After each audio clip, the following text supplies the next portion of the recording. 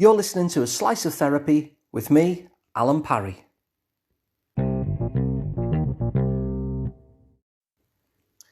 You know, in a previous life, I used to be in the music industry.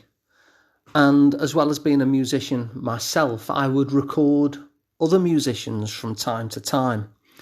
And I remember this moment where I'm recording for someone and, you know, they were nearby me, you know, they could hear what I was saying to myself. And inevitably, as we do when we're doing a task like that, there'll be little things that we get wrong. There'll be kind of buttons that we press that weren't quite the button we meant to press. And I'd get the odd thing wrong, as we inevitably do. And I'd be saying things to myself out loud, you know, completely out of my awareness, really. I didn't know what I was doing. I was just getting along with my task as far as I'm concerned. You know, my own self just kind of coaching me along out loud. And the singer said to me, "Wow, you need not to say that to yourself." And I was genuinely confused in the moment. I was like, huh? And then I thought back and I was saying things like, "Oh, Alan, you idiot." Or, "Come on, Alan, you divvy." Or some other insulting name.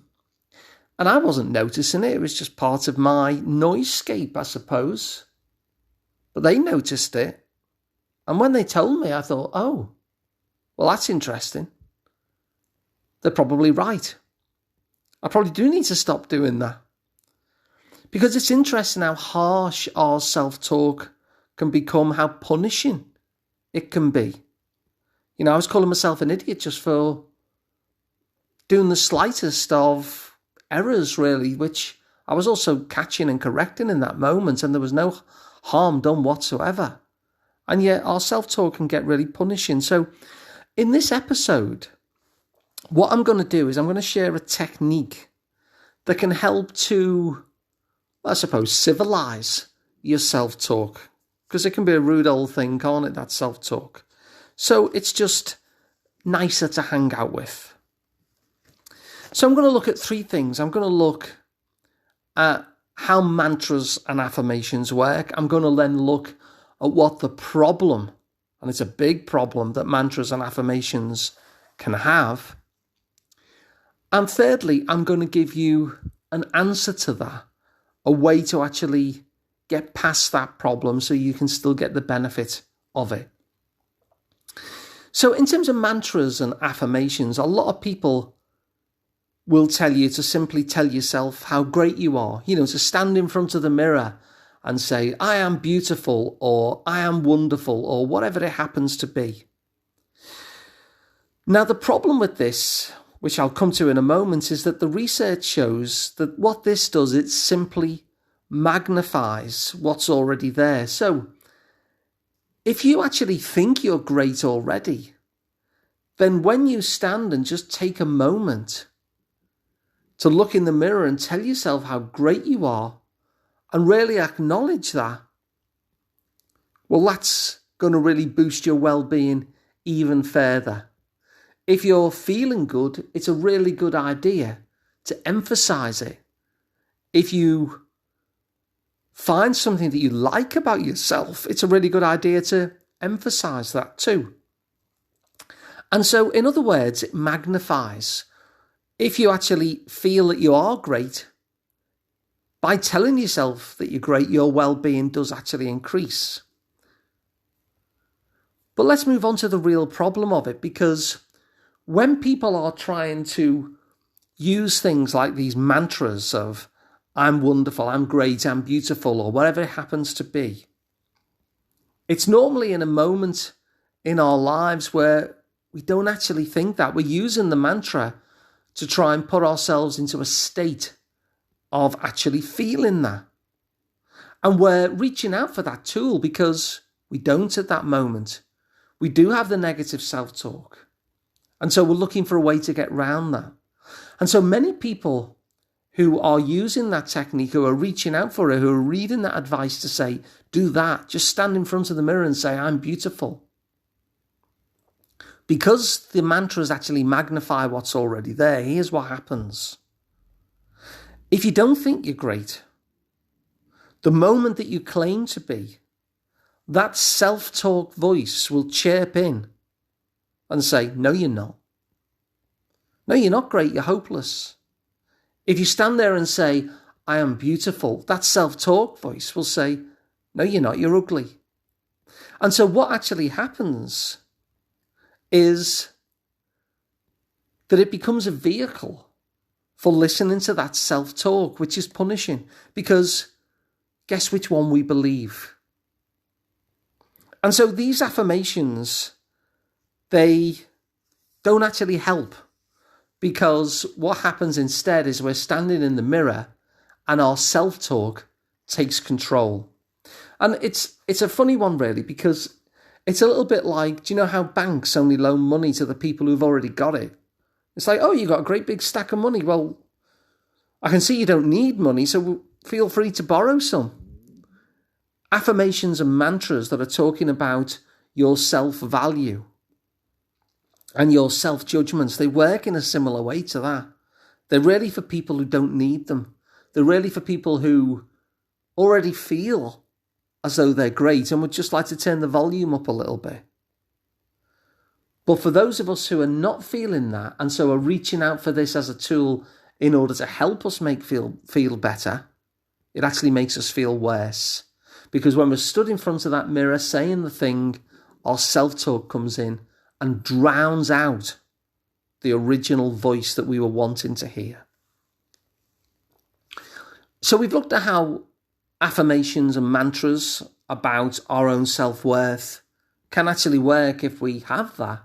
But we've seen that the big problem is that they tend to make us worse because that negative voice will drown us out. So what's a solution? Well, we often think, don't we, in terms of either or. You know, we make choices in life. You can either do this or you can do that. You can either have this or you can have that. You can either be this or you can be that. So this either or thing is something that we're very familiar with. But I want to introduce you to another concept, and that is the concept of both and. Now, the reason why both and is really helpful in many situations actually, but especially this one, is because when we try to outshout the negative voice shouts back louder. So as we saw in the last little section, when we try and tell ourselves the good thing, the negative voice will just come in and shout louder. So could we maybe still acknowledge the negative voice using this both and technique rather than trying to drown it out with a different voice? Could we maybe acknowledge the negative voice and still claim ownership of our innate value and worth anyhow? Could we acknowledge the rotten things that our self-judgment says to us and nonetheless still claim ownership of our innate value and worth anyhow? And the answer is that yes, we can. And so I'm going to show you how to redesign your self-talk in this way. So when you send yourself a negative self-judgment, what you can do is reshape it into what I call an even though statement. Even though. So let me give you an example. Like earlier on when I was talking about me in the studio and I was saying, Alan, you're an idiot. Once I hear that self-judgment, I can refashion that and say, even though I can be an idiot, I completely love and accept myself. Now, I'm not attempting to drown out the negative voice. I'm actually acknowledging it. And I'm saying, well, even though I can be an idiot at times, I completely love and accept myself. So let me give you some more examples so you can see how this works. Even though I'm not the weight that I want to be, I completely love and accept myself. Even though I wasn't at my best today, I completely love and accept myself. So you notice how you're no longer in a battle with the negative voice. In fact, you completely step away from it There's no resistance to it anymore. Just an acknowledgement and, okay, even though whatever you've just said, I completely love and accept myself. And it confounds that self-harassing voice. It confounds that inner bully that is telling us those things. We're not in a tug of war with it anymore. We're just letting go of the rope. And of course, what happens then is that the bullying voice falls over backwards. We're not in that game anymore. It's simply, even though I wasn't at my best today, I completely love and accept myself. And the lovely thing about that is when we go out of that battle of I wasn't an idiot, or I'm fine the way I look, or I did fine today. When we step away from that tug of war, it actually takes us to a more nourishing place, a nourishing place which actually makes that love and acceptance unconditional. It's like, sure, even though I'm not at the weight that I want to be, I completely love and accept myself. Even though I can be an idiot sometimes and get things wrong, I completely love and accept myself. And so that love and acceptance, that innate sense of our innate self-worth becomes unconditional. We don't have to achieve anything. We don't have to prove ourselves. We can fall flat on our face. We can soar high.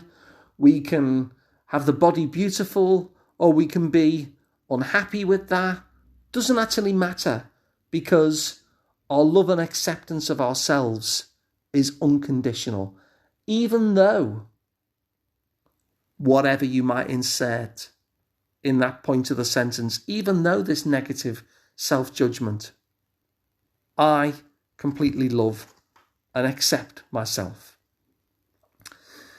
So we suddenly get to a place then where no matter our faults, no matter our failures, even though they exist, even though things are not as I wish for them to be, even though I'm not at my best maybe, I completely love and accept myself. So let's have a recap.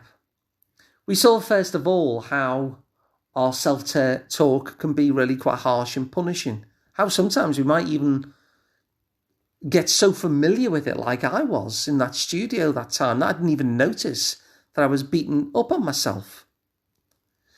But that the answer that people often give us to say these mantras, to tell ourselves how wonderful we are, they actually have a magnifying effect, which is fine if you're already genuinely believing that about yourself. But as we saw, if we have low self-esteem, what happens instead is that things get worse as the old voice wins out.